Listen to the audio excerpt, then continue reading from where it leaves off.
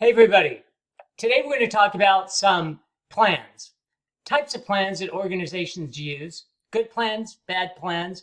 Do we need plans? What are plans for? Lots of questions to answer, right? At the basis, it's pretty easy. What is planning? Well, planning really starts because we want to do something. If you have nothing to do, there's no reason to plan. It's like time management. If you don't have something you want to do, you don't have to manage your time. But we manage our time because there's something that we want to do. And that something could be important, not important, whatever it may be. But we manage time and manage plans because there's something in the future that we think is important to us. I think it was Benjamin Franklin who said something like, time is the stuff that things are made up about. In other words, just about anything that we want to accomplish in life is accomplished through the mechanism of time. We use time to achieve a plan. So a plan is future orientated, and it's to achieve something. In organization, we make fewer plans than I think we did many years ago. And there's one central reason because of that. When things go slowly, maybe there's not as much competition. Technology isn't changing the way that it used to. When we look at telecommunications and transportation advances that are slower, it's less important that you make sure that your plans are up to date and that you have what we call off-the-shelf plans. You often make more plans when things are slower because you have more time to assess, reassess, and to determine as best you can a future that you want to take advantage of, to start working today to take advantage of that future. However, in today's world, and why I say planning is maybe a bit less important, just a bit, in today's world, things are moving so quickly, so rapidly, that it's almost impossible to predict the future. Notice I say predict the future. Can you really predict the future? Of course you can. However, you can make an educated guess. Some guesses are better than others, but we make an educated guess on what we anticipate the future to be. I'll give you an example. In Facebook is anticipating the future is going to be much more artificial intelligence. They feel that we're going to be using these certain types of glasses and be able to see into the future and have all kinds of artificialness in what we see, both in business but also in personal. So they've devoted billions of dollars to that type of future.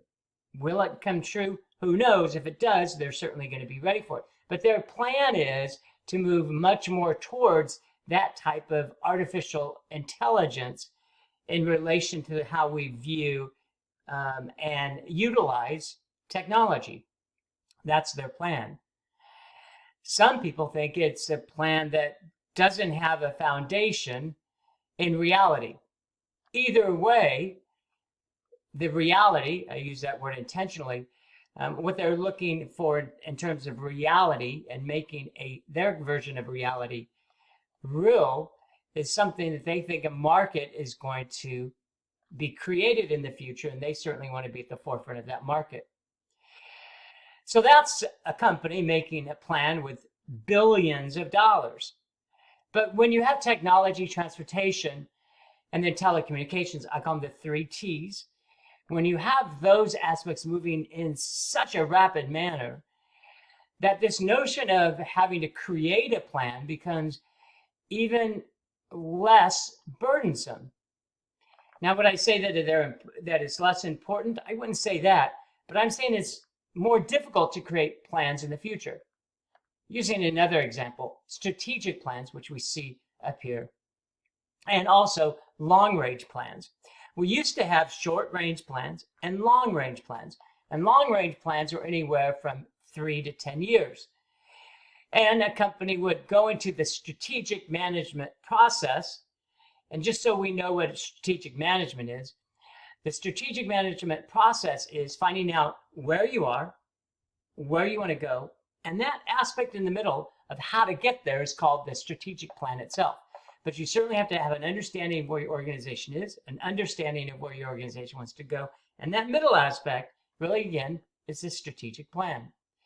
And we used to spend considerable time creating this plan for the years in the future, 2, 3, 10 years into the future.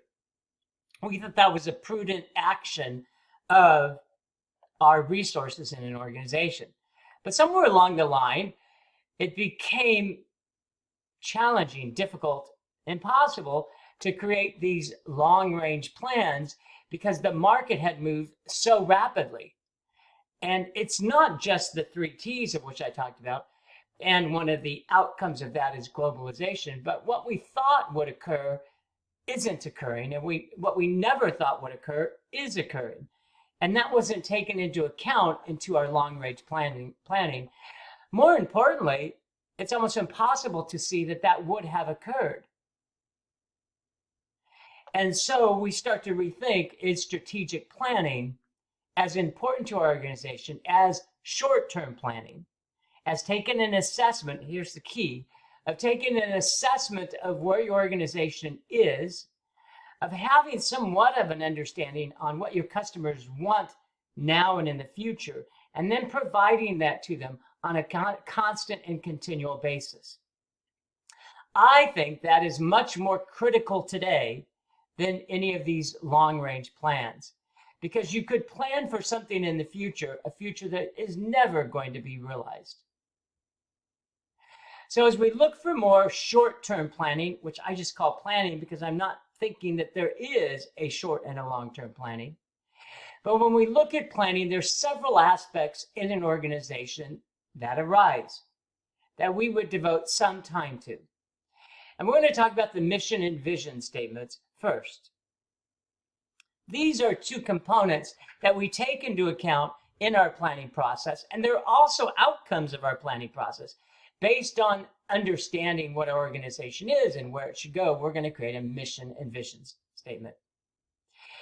I get a lot of flack sometimes from people when I talk about mission and vision. And I've been hired at a number of organizations, and they tell us, well, I want you to revise our mission statement. I want you to create a vision statement for the future. What's interesting is I find both these statements are in some ways irrelevant. But yet in business school, we spend so much time on a mission and vision. Me as a consultant will come in and make good money creating a mission and vision statement. My singular problem with the mission and vision statement is almost no employees know what they are.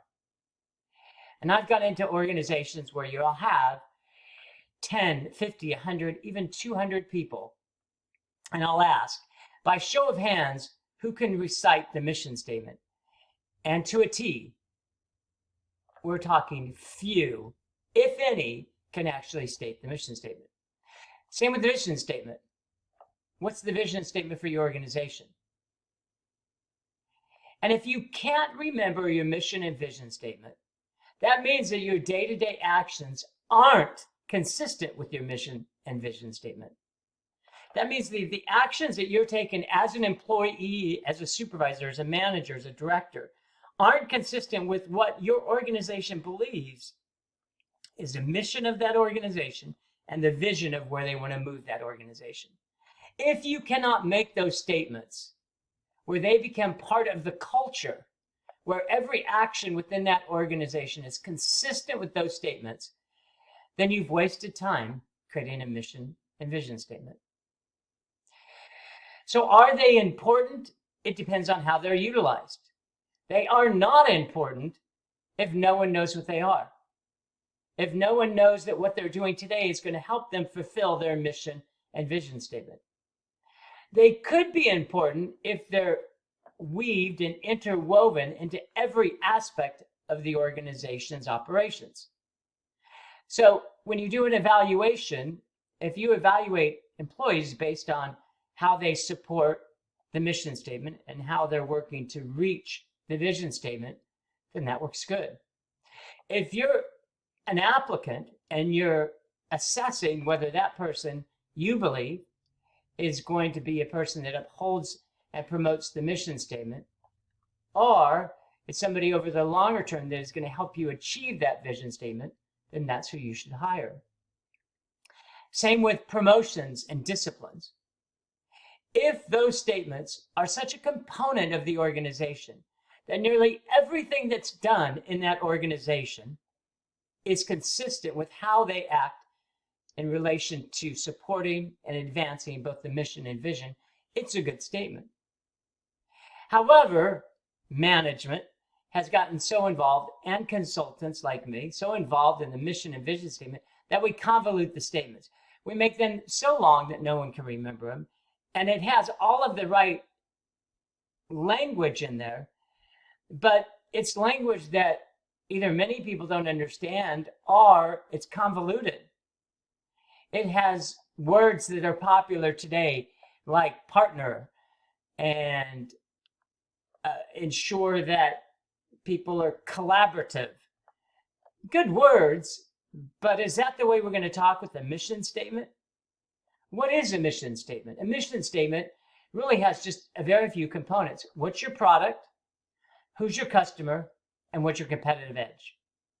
A mission statement should be about 10 words, no more than one sentence.